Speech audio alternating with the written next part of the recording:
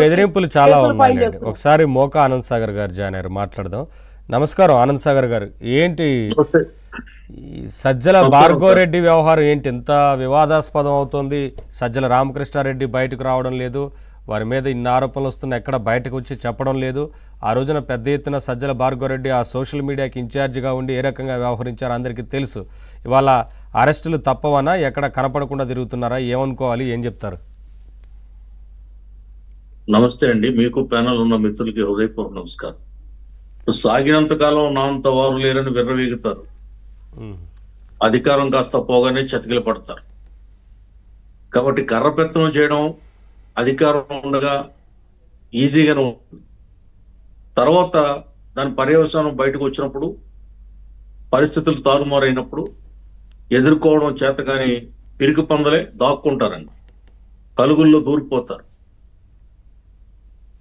విజయసాయి రెడ్డిని జగన్కి దూరం చేసి ఈ తండ్రి కొడుకులు ఇద్దరు, సజ్జల రెడ్డి అతని కొడుకు ఇద్దరు భార్గవ రెడ్డి ఇద్దరు కూడా జగన్ భార్య ద్వారా జగన్కి దగ్గరయ్యి మొత్తం కబ్జా చేసేసారు. జగన్ యొక్క ప్యాలెస్ అని చీమ దూరడానికి కూడా సందు లేకుండా జగన్తో జగన్ భార్యతో అటాచ్ అయిపోయి పార్టీని మొత్తం హైజాక్ చేసేసి వాళ్ళ ఇష్టానుసారంగా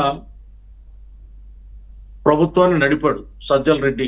కొడుకేమో సోషల్ మీడియాలో చెలరేగిపోయి అడ్డదిడ్డంగా పోస్టులు పెట్టించి ఇష్టం వచ్చినట్టు చిన్న పోస్టు పెడితే పోలీసు వేధింపులు, కేసులు, అరెస్టులు, రకరకాలుగా వికృతమైనటువంటి అధికారాన్ని చెలాయించారు.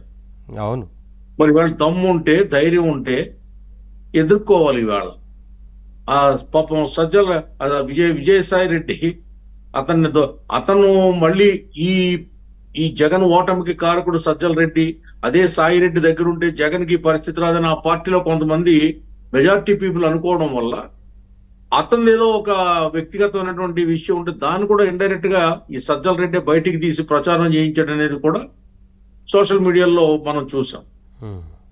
ఇప్పుడు తోక ముడిచి పిరికి పొందలాగా పారిపోవడం దేనికి?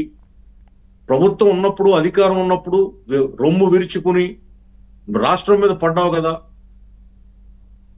సజ్జల రెడ్డి, మిల్లెట్ రెడ్డి.